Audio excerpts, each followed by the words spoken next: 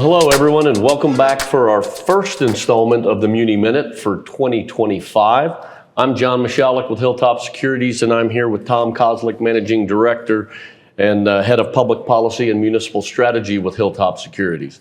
So Tom, this is our first one of 2025. We've had a few things going on. Yes, we have. For the beginning of the year, we had an election and the inauguration. So we're a little bit into the new administration, and President Trump has declared, among other things, that 2025 is the beginning of the golden age of America. That sounds familiar. However, there are a ton of things that Americans are uncertain about, whether it's the tariffs, whether it's income tax and what that looks like going forward, and concerns about a declining GDP growth. Yeah. How should municipal bond investors be interpreting these things right now? You're right, John. There is a lot of uncertainty right now. Mm-hmm. We're probably a little over 60 days into the year. And I don't know about you, but the 60 days seems like 1,000 days. I mean, there's so much going on, not even just day to day, but hour to hour. So it's not surprising to me that there is as much uncertainty out there right now. But I think that on the one hand, while I talk about the fact that municipal investors typically don't like uncertainty, environments like this where there is a lot of uncertainty, that's kind of built for the municipal market. It's kind of built for those types of situations where credit quality is typically very, very strong. There were situations where there was a lot of uncertainty coming out of the Great Recession, coming out of COVID, and municipal credit was very resilient in both of those situations. And what we're facing now, in my mind, is not anywhere near the uncertainty that we saw back then, right? So while there is uncertainty, I think that municipal credit is going to remain strong and resilient. Okay, well, as part of that uncertainty, is that related to the threat to the municipal bond tax exemption that's being discussed in Washington? Yeah, that's part of the potential impact that we could see from changes due to fiscal policy that's likely to occur sometime this year. So there are elements from the 2017 Tax Cuts and Jobs Act that are set to expire. And so lawmakers are negotiating, about that right now. So we don't know what that's going to look like, but there very well could be some massive changes.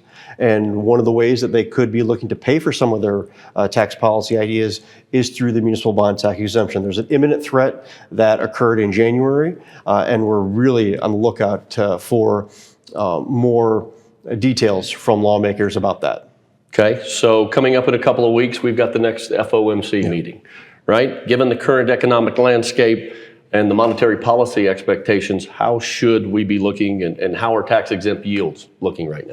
They're still very investable. I mean, yields have come down, but we're still very close to those generationally attractive yields. I mean, yields haven't fallen the way that we thought they were going to last year. And so they're still pretty close to where, last year when we were talking about generationally attractive yields, they're still pretty close. So I think that they're still very investable here. Okay. So in your recent sector outlook report, you mentioned that the golden age of public finance is coming to an end.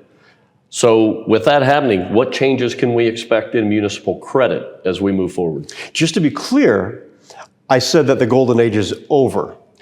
Yeah, and just because for some time I've been saying that it's ending, right. The golden age is over. Now that doesn't necessarily mean that credit quality is weak. Really what it signifies the fact that credit quality was so strong 2021 through last year, and now it's normalizing, right? So there's a little more uncertainty because of what's happening at the federal level than I thought that there was going to be at the end of the year or even the beginning of this year. But like I said, I think that overall municipal credit quality is usually pretty resilient in challenges like this. Okay, so you and your team recently published the Municipal Market in 2025 report. Yeah.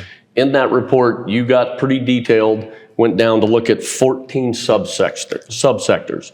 Can you share with our clients and viewers the specific changes your team made and what those look like for our investors? Yeah, we made some pretty important changes.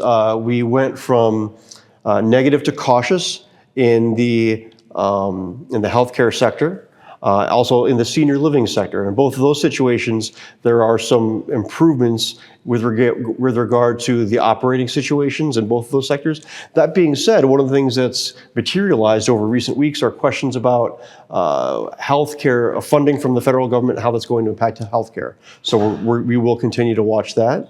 One of the other changes that we made is we went to cautious from stable for K through 12 school districts. Okay. Now that was a really important move that some people are asking for more detail about, and the big reason of why it is that we did that is because enrollment trends overall, not everywhere, but in a lot of places, are falling. Right, so that's one of the things that's really starting to hit funding numbers.